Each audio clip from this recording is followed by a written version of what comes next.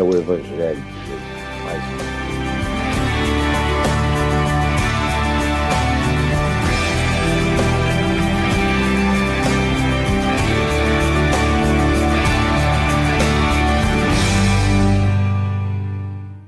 E ele tem o texto que eu já dei para ele aí, está aí com vocês, e é Mateus, no capítulo 13, um verso, meu Deus, que eu acho que deve ter sido um dos que eu mais usei e preguei na minha existência como um evangelista, pregando o evangelho para tanta gente durante esses últimos 50 anos.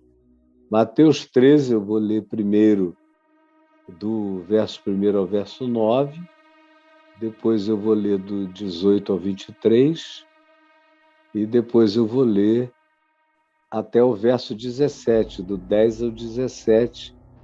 E o tema para a gente ter no que pensar hoje é simples, mas depende de você. É simples, mas depende de você. Você pode repetir isso comigo? Eu estou aqui sem o meu preview, sem o meu monitor, que ajuda muito, porque eu abro o computador e fico vendo vocês ali, eu não consigo ler, mas eu consigo ver a animação de vocês, consigo ver os que vão chegando na plataforma, os que vão dizendo, oi, gente boa, aqui, ali. O Braulio está vendo isso tudo, eu não. Eu estou aqui numa mão só. Então, está bem diferente para mim, mas eu espero que vocês estejam chegando. E repetindo, é simples, mas depende de você. Alguém pode até escrever aí para o outro, é simples, mas depende de você. Ou é simples, mas depende de mim. Depende de mim. Depende de você. A simplicidade é o que é absolutamente comum. Então, preste atenção, você que está ao vivo comigo e os milhares e milhares que vão assistir depois e vão distribuir de modo que vai muito para além dos registros das minhas plataformas. A mensagem viaja por grupos e grupos e plataformas e vai embora. Tem lugares onde eu chego e digo, interessante como aqui, distribuído por essa pessoa, essa mensagem atingiu milhões.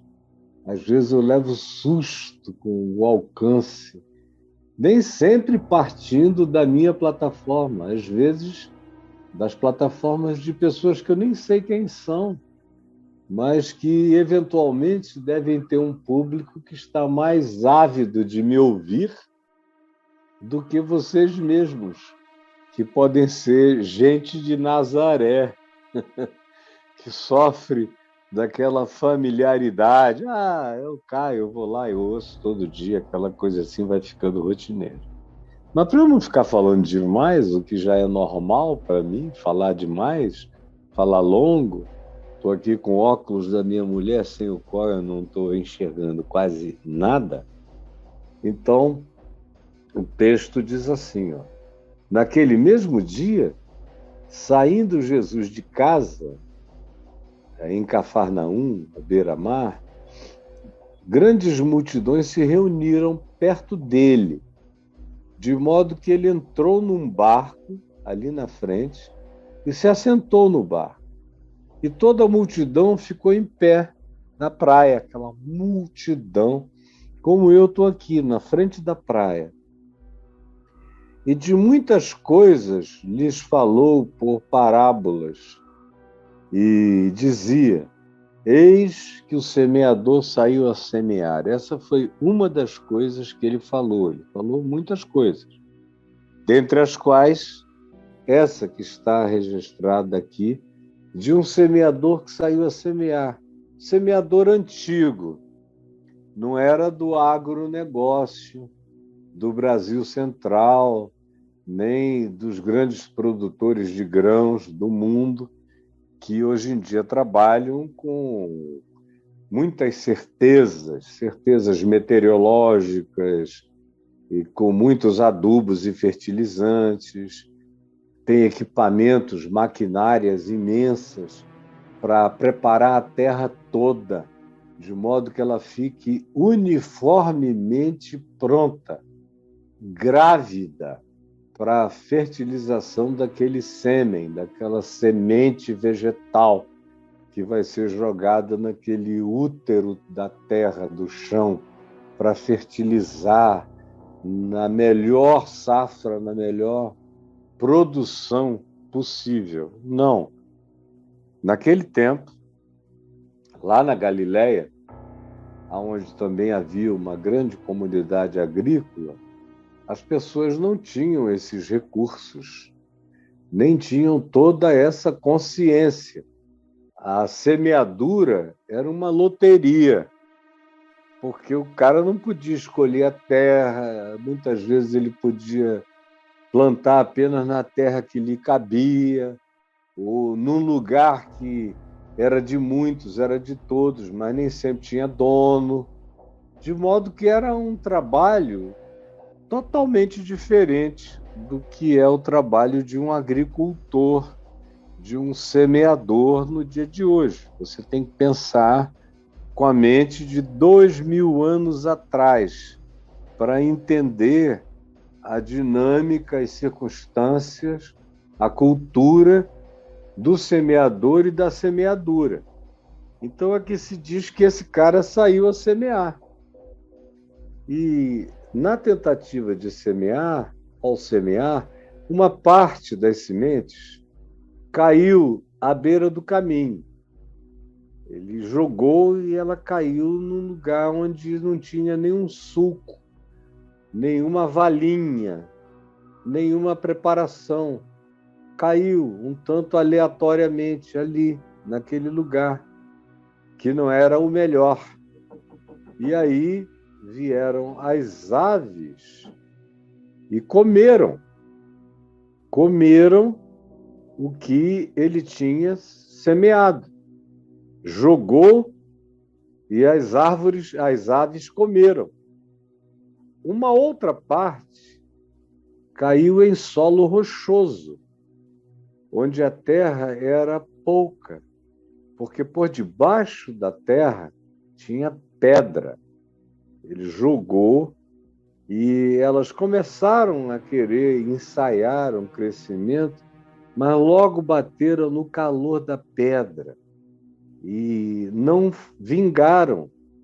Nasceu rápido, porque a terra não era profunda, mas secou, porque o sol veio e queimou aquela plantinha que estava ensaiando subir, crescer, porque o chão rochoso secou por inteiro e ela morreu. Uma outra caiu entre os espinhos. Ele jogou e caiu num lugar onde tinha um monte de semente de espinhos. E os espinhos cresceram junto com a semente boa e a sufocaram. Os espinhos são mais rápidos. Os espinhos e as ervas daninhas, essas coisas, sempre crescem mais rapidamente do que aquelas que nos produzem provimento, alimento e coisas do gênero. Então, os espinhos cresceram e sufocaram. Ela não teve sol, não teve vento, não teve espaço e secou, sufocou. Ficou ali sob tanto espinheiro que não foi a lugar nenhum. Até que, enfim, uma outra semente caiu numa terra legal, numa terra boa, e deu fruto, muito fruto, a 100, a 60, 30 por 1. É uma linguagem antiga de dizer que o que deu menos deu para cada semente e gerou 30. ou a média, para cada uma semente, 60 nasceram. E a melhor situação, uma semente produziu 100 outras vertentes de si mesmo. Aí Jesus disse: quem tem ouvidos para ouvir, ouça. Aconteceu um interregno aqui, os discípulos interpelaram, fizeram perguntas, que eu vou responder qual foi a resposta de Jesus no final. E o fato é que Jesus, após esse interregno, prosseguiu, dizendo para eles quem era quem nessa história chamada do semeador, que tem gente aqui achando que já ouviu muitas vezes, já entendeu tudo, já sabe tudo, e ao pensar assim já está se denunciando, já está se entregando, ou é um cara da beira do caminho,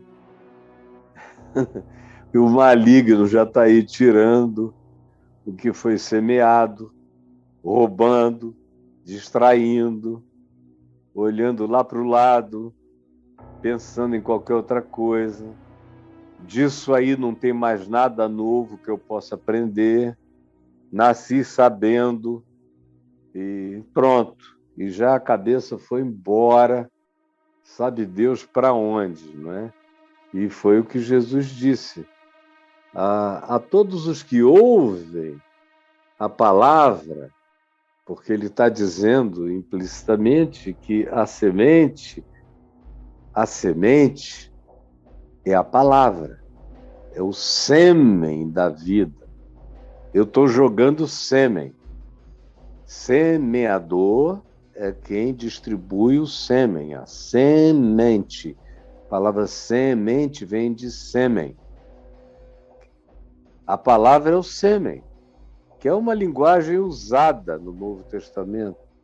João diz que os filhos de Deus são aqueles em quem cresceu o sêmen divino. O sêmen divino encontrou o seu lugar no coração daqueles que creem. Por outro lado, Jesus prossegue e diz que a todos os que ouvem a palavra, ouvem o sêmen, a semente do reino de Deus, e não compreendem, ouvem igual você, mas não compreende nunca. O cara decora o texto, mas não compreende a palavra. Ele não a engendra. Não há um útero, não há um útero preparado no coração para o acolhimento daquela palavra. Isso significa não compreender, que é não casar o sêmen com o acoplamento dele, onde existe a concepção, que é a compreensão. A concepção equivale à compreensão. Uma pessoa concebeu, ela compreendeu a totalidade. A gente até usa a palavra conceber. Eu não tinha concebido aquela ideia, porque não tinha compreendido aquele pensamento. Então, os que não compreendem, o sêmen é bom, é o mesmo. Caiu ali, mas não tinha a ambiência para o acolhimento. Dentro não havia um útero para concepção, para conceber, para compreender, para dar as formas e deixar crescer essa semente para que ela se desenvolva. Então, nesses em quem o sêmen da palavra caiu, o sêmen do reino de Deus caiu, mas não houve compreensão, vem logo o maligno, qualquer que seja coisa maligna, qualquer que seja o mal, qualquer que seja o desvio, qualquer que seja o mau pensamento, qualquer que seja a distração, qualquer que seja o descaso, vem e arrebata, leva de súbito. E a pessoa nem sequer viu ou compreendeu o privilégio que a visitou e que nela não vingou, porque ela, ao invés de compreender o significado do que estava sendo engendrado nela, ela se distraiu com as malignidades da mente, do pensamento, do descaso, da indiferença, da distração, ou achou que aquilo ali era tolice, ou como alguns aqui acham que já ouviram demais e acham que pelo muito ouvir compreenderam o que nunca entenderam, aí vem o maligno e arrebata aquilo que foi semeado no coração. Caiu no lugar certo, mas o coração era um lugar errado. Tem gente em cujo coração tudo é beira do caminho. Tudo cai na beirada. É gente que não tem coração profundo, nem tem coração acolhedor. São corações distraídos, corações vulgares, são corações que têm medo da profundidade. Tem muita gente que morre de medo da profundidade. Deixa tudo na marginalidade do ser. Marginaliza a palavra. O cara até chega aqui, começa a ouvir, já começa a falar ali do lado. Eu, às vezes, vejo como tem gente que vem aqui, eu não sei nem para quê. Parece que só para distraírem os outros, ou para ficarem de kikiki, kkk, kkk. É tudo gente que vai ouvir, não vai compreender jamais. O cara fica aqui 20 anos e nada nasce nele ou nela, porque tudo cai à beira do caminho. Quase. É um pessoal quase, mas em quem nada se define. E é o lugar ideal para o maligno fazer de lazer, de perversidade, porque são pessoas que se expõem, mas pegam o sêmen e não deixam-no entrar no útero do coração. É sempre aquele sêmen que resvala, como numa relação sexual, milhões de sêmens de espermatozoides vão, mas só um entra, ou dois entram, e aí a gente tem gêmeos.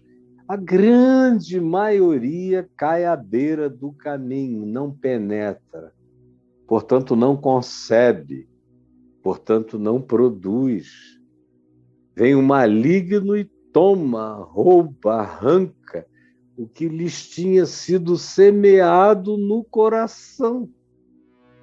Estes são aqueles da beira do caminho, são os que marginalizam o sêmen do Evangelho, da Palavra de Deus sempre. Ficam anos e anos e anos, sabem, dizem de cor, só que neles nada jamais aconteceu. Nada. Aí Jesus descreve o segundo tipo de situação e diz: o que foi semeado em solo rochoso, onde o chão era pedregoso por baixo, tinha aparência de ser um solo bom, mas por baixo tinha dureza, havia pedregosidade, encontrar-se-ia a pederneira. Esse é o que ouve a palavra, recebe o sêmen no coração e recebe logo, com alegria. Sabe, no primeiro dia faz o exame e diz: estou grávida. Dá a impressão de que a coisa vingou. Mas é aquele tipo de grávida que perde o neném todo mês. No fim do mês, aborta, aborta, aborta, não vai a lugar nenhum. O que foi semeado em solo rochoso é esse que ouve, aparentemente acolhe, engravida, concebe e recebe logo, diz: era isso que eu procurava a vida inteira. Quanta gente chega aí no curso da minha vida, e nesses 50 anos de pregação do Evangelho, eu vi isso aos milhões. Eu até fico pedindo a Deus para estar errado toda vez, embora o acumulado da minha experiência me diga que eu estou certo. Mas eu nego a mim mesmo, eu digo, não, esse cara vai ser uma exceção, essa pessoa não vai ser do segundo tipo, embora pareça. São aqueles que na hora que você fala, que você joga, que você semeia, se alegram com uma alegria extraordinária, maravilhosa, feliz. Era isso que eu buscava. Eu nunca mais te deixo. Era essa palavra que o meu ser ambicionava por encontrar. Meu Deus, aleluia, glória a Deus, é aqui que eu fico. Como eu pude passar tanto tempo procurando sem achar, mas agora eu achei. Eu vou ficar aqui contigo. Aí você vê a pessoa um dia, 2 dias, 3 dias, 1 mês, 2 meses, 3 meses. Aí você começa, depois de um tempo, procurá-la, aí ela começa a vir um dia sim, um dia não. Aí depois ela vem uma vez na semana, depois ela vem uma vez no mês. E Jesus diz: quem são essas pessoas do ponto de vista existencial? Esses que por baixo, embora por cima parecessem uma terra muito boa, por baixo havia algo que eles não queriam que fosse penetrado. Eles têm uma camada de superficialidade receptiva, mas o sêmen não pode engravidá-los, eles não aguentam a gravidez. Não aguentam. Quando começa a ver o engendramento, a penetração, começa a querer surgir a primeira concepção daquilo que se está ouvindo, depois daquela primeira alegria, daquele primeiro entusiasmo, o que acontece é que essas pessoas não têm raízes profundas. Elas são torcedores de times alegres, mas elas não têm raiz profunda. Deixa eu fazer aqui uma apologia do meu time. Eu sou um botafoguense. Todo botafoguense tem raiz profunda, porque não ganha nunca. Para o cara continuar botafoguense até morrer, continuar com glorioso, é porque a raiz dele é profunda. Ser certos times por aí que eu não vou nomear, como o time da minha mulher, é muito fácil, está ganhando o tempo todo, a vida inteira está ganhando, o cara fica parte do time porque ele não tem alternativa, é todo mundo gritando, uma vez sempre. Mas no meu caso, não. Eu fui atingido pela glória nos anos 60. Nos anos 60, 50 e 60. De lá para cá, meu Deus, ou eu tinha raiz, ou então não ia vingar coisa nenhuma, porque não tem razão para vingar. E esses que são do solo rochoso, os que recebem com alegria, não aguentam ir para a segunda divisão, para a terceira divisão, ficarem quase com o time fechando, mas perseverando, porque eles não têm aquela raiz em si mesmos, eles não têm as profundidades. Eu só estou usando uma ilustração futebolística, esperando que na sua superficialidade você entenda o que eu estou dizendo. Não tem raiz profunda em si mesmo, sendo antes de pouca duração. É gente de, no máximo, um campeonato estadual, não é nem o Brasileirão. Não aguentam. Não aguentam. Se não for vencer, vencer, vencer, o cara pula fora porque não tem raiz de profunda duração.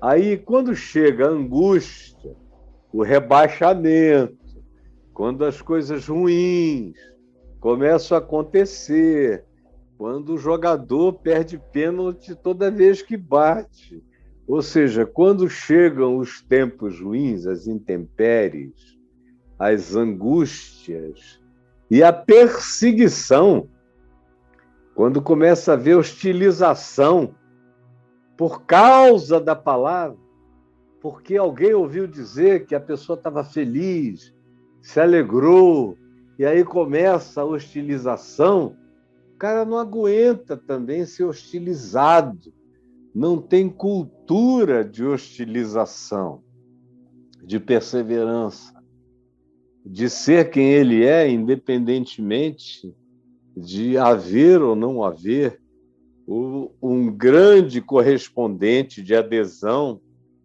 Então, angústia, perseguição, por causa daquela convicção, logo a pessoa se escandaliza.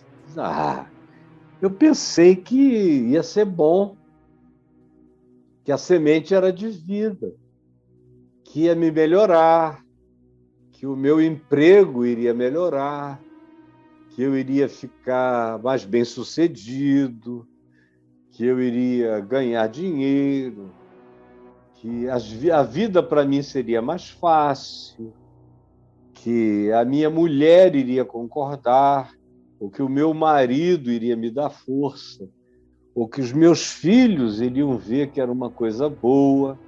Mas agora está todo mundo contra mim, minha mulher, ou meu marido, os meus pais, a família inteira, a parentela. Os meus ex-amigos dizem que não vão querer continuar sendo meus amigos por causa dessa escolha que eu fiz. E aí eu não estou disposto a perder todas essas coisas por causa dessa alegria. Tá certo que quando eu ouvi foi uma grande alegria, que eu nunca tinha tido antes, mas eu não estou disposto. Eu não fui feito para aguentar esse tranco, para perder e perseverar. Eu tenho que ter uma crença que só me faça ganhar, ganhar, ganhar, vencer, vencer, vencer, sem angústia, sem perseguição, sem contraditório, por causa da minha convicção. E aí a pessoa vai e se escandaliza. Por exemplo, se todo mundo, para eu não falar dos últimos 50 anos, para eu falar só dos últimos 23, se todo mundo que está me ouvindo nos últimos 23 anos fossem pessoas não dessa natureza, sem ser do primeiro grupo, que bota na marginalidade e vê quando é que centraliza aquilo ou não, e o maligno vem e rouba, ou então desse segundo tipo, que chega com uma alegria esfuziante, mas não tem profundidade, não tem raiz em si mesmo, não aguenta o tranco. Se todos esses estivessem comigo, aqui agora nós teríamos milhões assistindo. Mas é prova, a própria manifestação do ensino da palavra vai demonstrando para o semeador, que aqui, nesse caso, sou eu, como o evangelho está certo. Como tem hoje aqui pessoas comigo que daqui a 4 meses não estarão. Tem outras que não estarão nem no mês que vem. Embora tenham tido uma grande alegria hoje, era isso que eu buscava a vida inteira. Mas, na realidade, não suportam o contraditório, se chocam, se escandalizam e dizem: se eu soubesse que era para isso, eu não iria ter querido. Aquele que foi semeado entre os espinhos,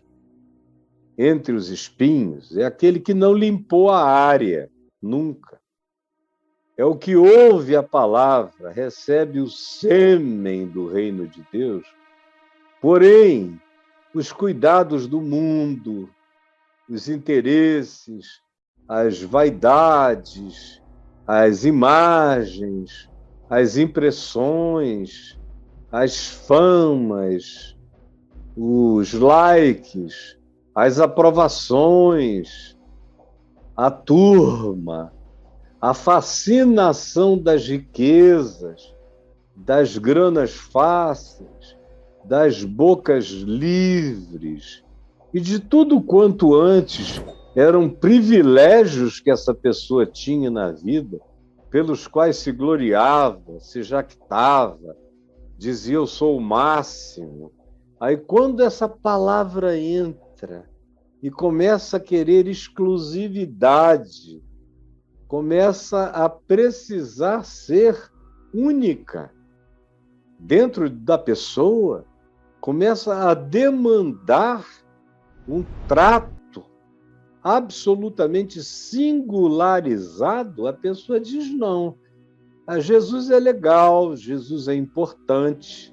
Como outro dia eu vi uma pessoa muito querida dizer, não, pastor, Jesus é especial, mas não dá para botar numa categoria absoluta, né? Eu falei, meu Deus, eu batizei essa menina. Ela está aqui me ouvindo a vida inteira. Mas só foi o Evangelho demandar a categoria do divino, do exclusivo, do absoluto, do singular, que já não deu. Ela disse, não, para ser esse absoluto, tem muita coisa que eu vou ter que rever, que eu vou ter que repensar, que eu vou ter que reconsiderar. E aí, para fazer uma reconsideração, aonde o Evangelho ganhe esse lugar de exclusividade, não é nem só de superioridade, mas de exclusividade, e tudo aquilo que não se coerentize com ele não possa mais permanecer na minha vida, então eu não quero. Não quero. Se for para ter esse lugar, em mim não dá, porque eu não vou abrir mão. Eu adoro. A palavra é adoro. Adoro o que eu tenho, adoro o que eu consegui, adoro o que eu amealhei, adoro o que eu juntei, adoro o que vem antes de tudo na minha vida, desde que eu nasci. Eu não vou abrir mão de nada disso. Não vou fazer nenhum sacrifício. Não vou fazer nenhuma revaloração de significados. Não vou fazer ressignificação de nada à luz do Evangelho. Não vou. Ou o Evangelho cabe em mim do jeito que eu sou, ou eu não vou me transformar por Evangelho. Ou o Evangelho se adapta a mim, ou eu não vou fazer uma adaptação dessa profundidade ao Evangelho jamais. Aí Jesus diz que esses são aqueles que foram engolidos, que foram semeados em solo rochoso, não vingaram, não tinham raiz em si mesmo, a angústia e a perseguição por causa da palavra os escandalizaram. E o que foi semeado entre os espinhos é aquele que ouve, que recebe a semente, porém, os cuidados deste mundo, como eu já havia dito, todos os interesses, as primordialidades, os ganhos, as competições, as disputas, os primeiros lugares, a fascinação das riquezas, da fama, da celebrização do ser, são coisas que não combinam com a natureza singela, simples, pura, humilde do Evangelho. E a pessoa quer para si um Evangelho que seja só um glamour a mais, que seja um Oscar e não uma cruz. É gente que quer que o Evangelho seja um Oscar e não uma cruz. E que ele venha botar mais brilho ainda na fascinação dos poderes, das famas, das riquezas. E aí, na tentativa de conciliar o Evangelho com o inconciliável, e colocando essas coisas em primeiro lugar, o que acontece é que elas sufocam a palavra. A pessoa tem uma duração muito curta. Não vai dar, não tem oxigênio. O Evangelho não pode existir num estado de concorrência. Contudo, o Evangelho mais o mundo inteiro, igual à minha vida. Aí danou, já era. Se o Evangelho não tomar o lugar que cabe à boa nova eterna, ao reino de Deus, não a ideologia política. Tem muita gente em quem o Evangelho morreu por causa da política, da ideologia política que tomou o lugar do Evangelho. Tem gente para quem hoje o Evangelho é só aquilo que dá uma vindicação de pertencimento de grupo para o cara engrossar o caldo da ideologia política.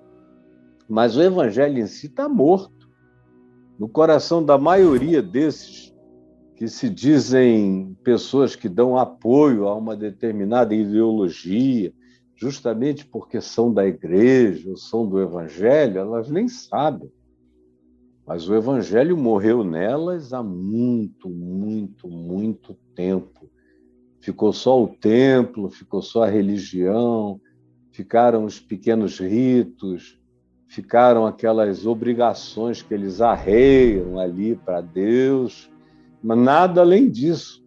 Palavra da vida, semente de vida, reino de Deus, absoluto de Deus, prioridade de Deus, já era.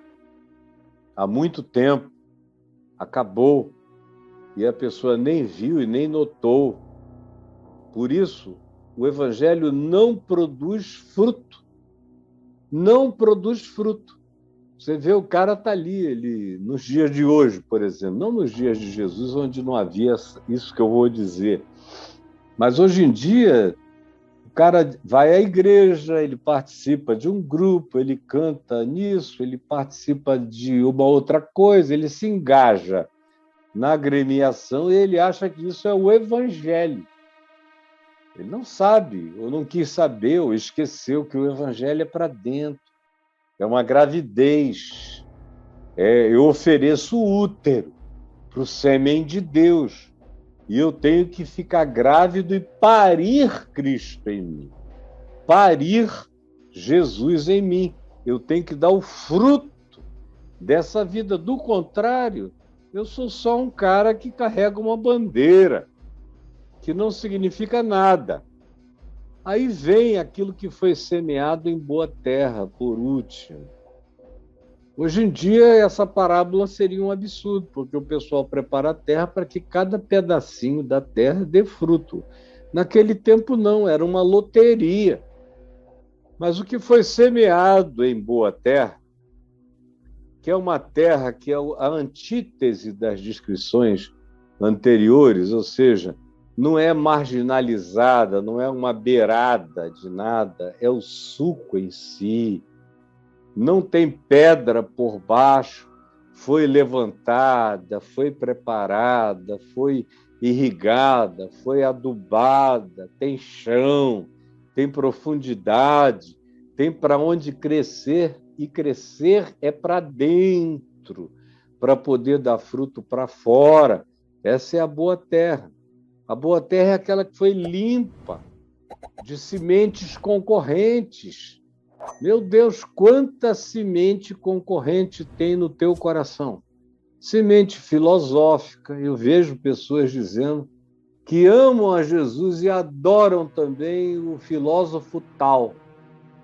Aí eu conheço o filósofo tal e digo, bom, quem de fato entendeu Jesus não concorda com o filósofo tal, nem com os clássicos, nem com os neoclássicos, nem com os que vieram posteriormente, nem com os contemporâneos.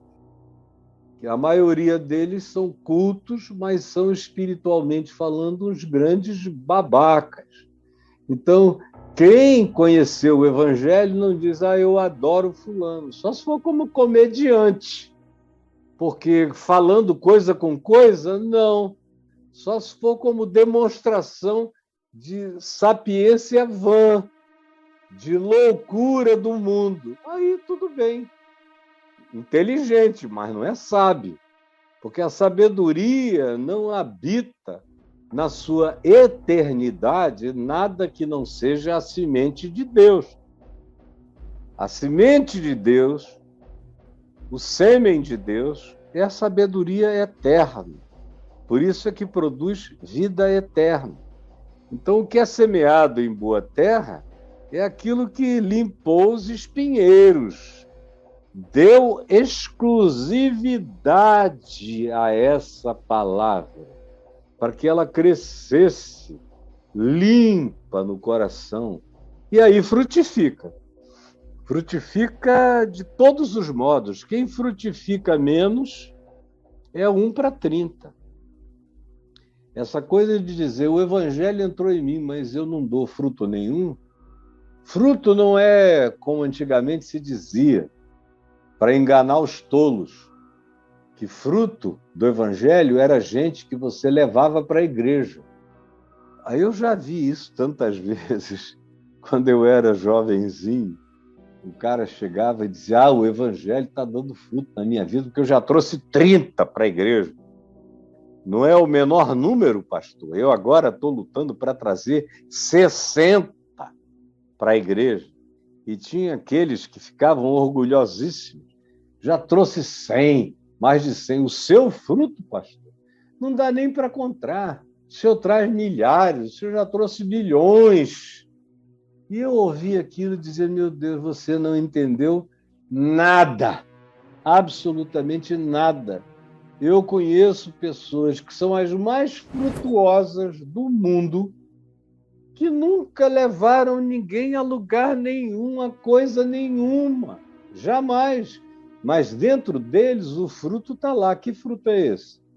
É amor, é gente que ama, é gente que perdoa, é gente que desenvolveu compaixão, misericórdia, é gente que acolhe, é gente que defende, é gente que cobre, é gente que protege, é gente que ajuda, é gente que dá de beber, que dá de comer, é gente que abriga, é gente que não deixa a pessoa chorando sozinha, é gente que é capaz de pedir perdão, é gente que é capaz de dizer, errei, me perdoa, é gente capaz de se retratar. Esse é o fruto do Evangelho.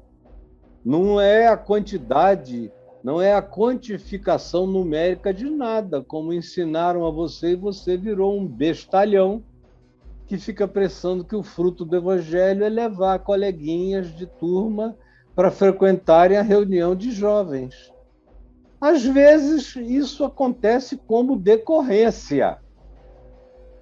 Mas o fruto é o que você produz, é o que sai da tua boca, é o que sai da tua alma, é o que sai do teu espírito, é o que sai da tua mente, é o que forma o teu caráter, é o que define quem você é aquilo em razão do que você é identificado em qualquer lugar, pelo seu modo, pelo seu olhar, pela sua atitude, pelo seu comportamento, pela sua vida. Esse é o fruto. Essa é a semente que caiu em boa terra. E só cai em boa terra quando produz o fruto que Jesus identifica como tal. E para Jesus, multidão de qualquer coisa nunca foi fruto de nada. Aliás, foi uma grande multidão que mandou Jesus para a cruz. Fruto para Jesus são essas coisas que eu descrevi agora há pouco e descrevo todo dia para quem quiser levar isso a sério. Aí Jesus disse: esse sim. Então, é mais ou menos para cada 3 tentativas ou 4, uma às vezes dá certo. Uma. E hoje em dia, nem mais 4 para 1 a gente tem. Hoje em dia, meu Deus, é 4.000 para 1. Porque o pessoal, olha, o que houve de desgraça no coração humano não é brincadeira. Tá, aqui tem alguma coisa apagando aqui que parece que é a minha bateria desse celular que é fraca. E deixa eu ver o que está acontecendo aqui atrás.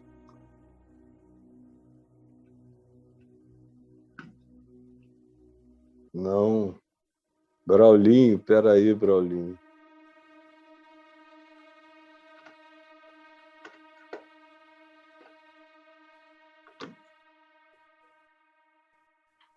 Minha gente.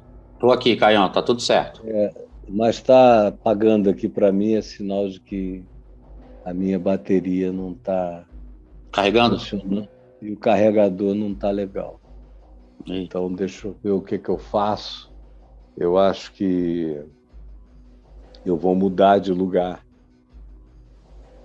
para ver se... Quer dar um breakzinho? Oi? Quer dar um breakzinho para você se ajeitar? Não, eu vou fazer uma coisa, sabe? Eu acho... Braulio, desculpa, o burrão aqui ligou o aparelho errado, né? E você botou a fonte em um, ligou o carregador do outro. Isso, liguei naquele outro novo.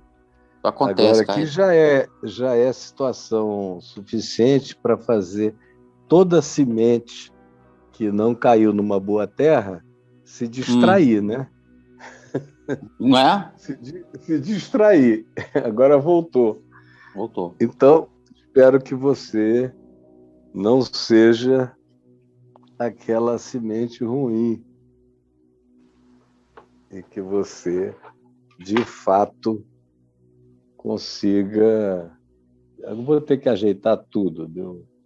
Mudou até a extensão, o tamanho de tudo, enfim. Deixa eu ficar aqui com isso aqui na mão, porque o que importa é que a semente não se perca no coração de ninguém. Então, tá me ouvindo? O pessoal tá aqui comigo, brother? Tá tudo tranquilo, Caio, pode seguir. Posso seguir. Então, vamos lá. Deixa eu ver aqui se melhora. O pessoal está acostumado com o que não dá certo. Eu é que não estou. Mas todo mundo está. Então, olha só, vou ficar aqui meio de banda. Você se acha, Caio, vai lá. Hã? É de ladinho que você se acha, vai lá. É de ladinho que a gente se acha. Mas olha só, então, o que cai nessa boa terra, cada dia acontece numa incidência menor. Cada dia você vê uma quantidade, por exemplo, aqui no Rio de Janeiro, já mais da metade da população é evangélica. Agora, é evangélico miliciano, evangélico traficante, evangélico tudo, menos cristãos, menos, de fato, gente de Jesus, mas são evangélicos. Ontem meu filho Ciro estava aqui com a gente. Oi? Onde é que eu estou? Até para eu me achar aqui está meio difícil. Tá no ar, tá tudo certo. Meu filho Ciro estava aqui jantando com a gente, dizendo, por incrível que pareça, pai. Oi, onde é que eu estou aqui? Quer saber, brother? Por incrível que pareça, a maior parte da população do Rio de Janeiro é evangélica, já passou de 50% no estado do Rio. Tem alguns lugares do Brasil onde a população cresceu imensamente, como, por exemplo, no norte do país, na minha terra, em Manaus, a maior parte da população também já é evangélica. Em Rondônia, a maior parte já é. Agora você veja o resultado, né? De pobreza, de ignorância, de negacionismo, de uma quantidade enorme de barbaridades, todas feitas em nome de Jesus.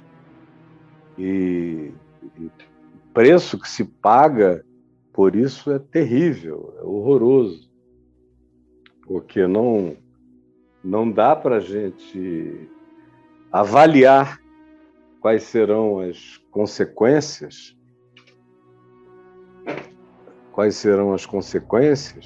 a partir desse número. Esse número não significa absolutamente nada, porque não tem nenhuma proporção entre esse significado, esse número, essa quantificação e a qualidade que as pessoas apresentam no seu cotidiano, na sua vida, ou coisas que o valham.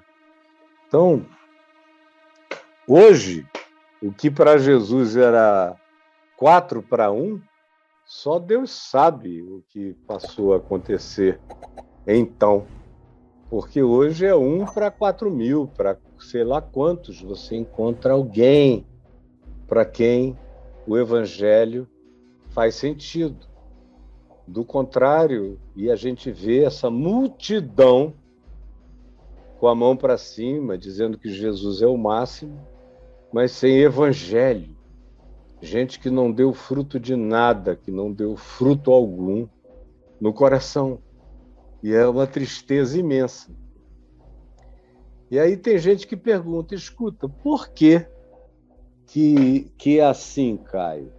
Que foi o que os discípulos perguntaram a Jesus. Por que é assim? Fala aqui para nós. Por que tu não explicas isso com clareza? Por que tu falas por meio de parábolas? Diz o verso 10.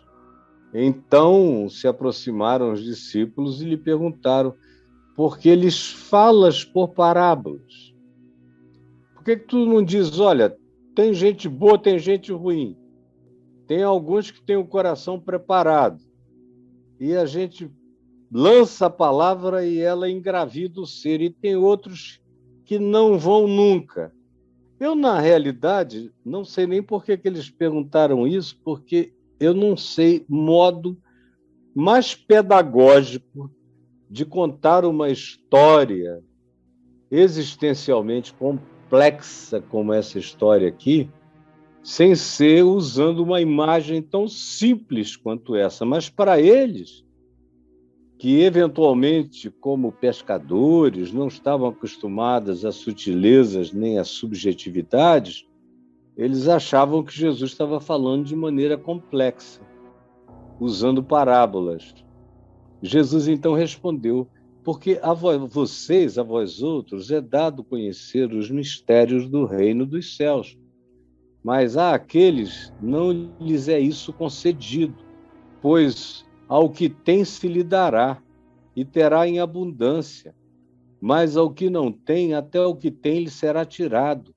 Por isso lhes falo por parábolas, porque vendo, não querem ver, e ouvindo, não querem ouvir, muito menos entender, de sorte que neles se cumpre a profecia. Ou seja, eu estou contando por parábola porque eles não querem. Eu estou dando a eles o pretexto de dizerem que viram, mas não enxergaram, que ouviram, mas não compreenderam, mas eles sabem o que eu estou dizendo. É o coração que não quer, de sorte que nele se cumpre a profecia de Isaías: ouvireis com os ouvidos e de nenhum modo entendereis, vereis com os olhos e de nenhum modo percebereis, porque o coração deste povo, olha aqui para mim, O coração deste povo está endurecido. De mau grado ouviram e ouvem.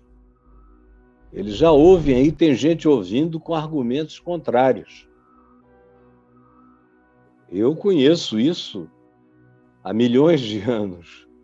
O cara que já ouve desenvolvendo os contraditórios na cabeça. Aí mesmo, na plataforma. Tem gente já desenvolvendo os contraditórios. É gente se entregando. Cheio de gente se entregando. Então, por que isso? Então, por que não aquilo? Por que não facilita? Como no último Papo de Graça, alguém me perguntou, por que que tudo que Jesus faz, ele faz para um grupo em que demanda fé? Por que que ele não aparece logo nas nuvens, nos céus, não faz logo tudo para ninguém negar, para não haver dúvida? Nunca haveria isto.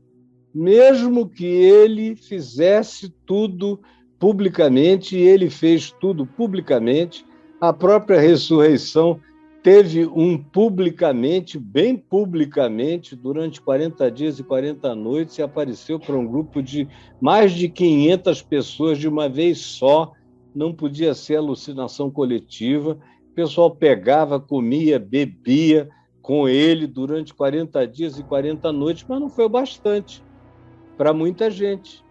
Embora todos os que tenham tido essa experiência tivessem ficado dispostos a morrer pelo que viram. E morreram pelo que viram e creram. Mas não é o bastante. Porque o coração, quando está de mau grado, você não vê, o homem vai à lua.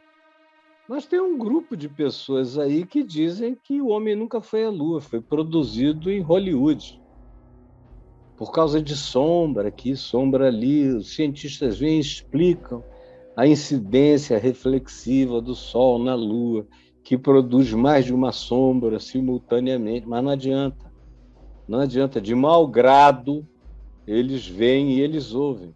A Terra ficou plana agora, de uns tempos para cá, a Terra plana. Tudo no universo é plano, a gente não conhece um planeta plano no universo. Só a Terra desses caras, que ficou planinha, planinha, planinha, virou uma chapa. Não é um planeta redondo, é uma chapa, é uma plataforma viajando pelo espaço, onde tudo mais é redondo. Planetas, grandes anões, estrelas, tudo isso ganha a forma arredondada dos processos de rotação, de elipsidade na translação, todos esses fenômenos físicos que tendem a arredondar tudo. Onde você encontrar uma coisa quadrada no universo, não foi feita pela natureza, foi uma criação artificial. Mas tem gente para quem a Terra é plana. Eu me lembro que até 2 anos atrás, agora a Terra plana está saindo de moda um pouco, mas até 2 anos atrás eu falava aqui, brincando, sobre a Terra plana, tinha um monte de gente que saía da live, com raiva de mim, porque o coração ouvia de mau grado, desagradável. Eles tinham um desejo fomentado por uma ideologia, por uma filosofia, por um líder político ou religioso, ou coisa que o valha, e pronto, eles abraçaram aquilo, não importa qual seja a demonstração da verdade, eles serão contrários. O coração